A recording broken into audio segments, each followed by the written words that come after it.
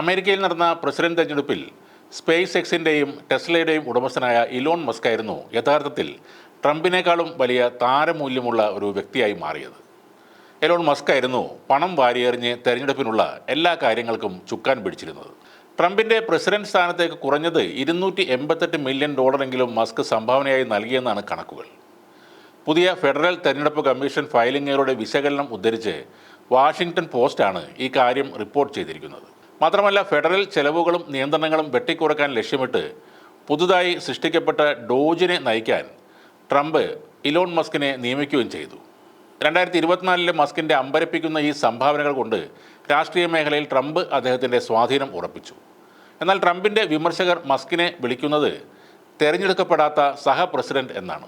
വോട്ടർമാരെ അണിനിരത്തി ട്രംപിനെ പിന്തുണയ്ക്കാൻ മസ്ക് വലിയ തോതിൽ പണമൊഴുക്കി എന്നാണ് പറയുന്നത്.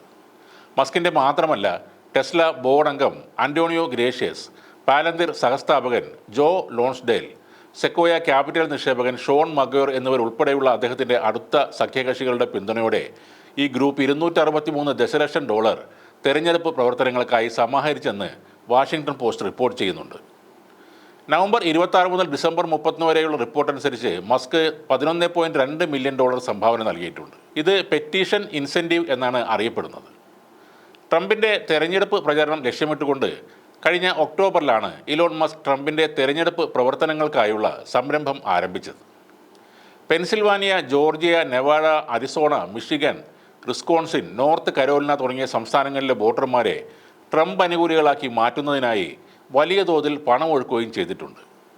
എന്തായാലും 2024 തെരഞ്ഞെടുപ്പിൽ മസ്ക് ഇറക്കിയ നിക്ഷേപം വലിയ രീതിയിൽ തന്നെ ഇപ്പോൾ തിരികെ വരുന്നുണ്ട്. നവംബർ 5 ഡൊണാൾഡ് ട്രംപിൻ്റെ വിജയത്തിന് ശേഷം മസ്കിൻ്റെ ആസ്തി കുതിച്ചുയരുകയായിരുന്നു. മസ്കിൻ്റെ ഓഹരികൾ തെരഞ്ഞെടുപ്പിന് ശേഷം ഏകദേശം 70% ഉയർന്നത്. ഇത് മസ്കിൻ്റെ സമ്പത്ത് ഗണ്യമായി വർദ്ധിപ്പിച്ചിട്ടുണ്ട്. ഇപ്പോൾ ജനുവരി 3-ാം വാരത്തോടെ അദ്ദേഹത്തിൻ്റെ സമ്പത്ത് ഏകദേശം $440 ബില്യൺ ആണെന്നാണ് കണക്കുകൾ സൂചിപ്പിക്കുന്നത്.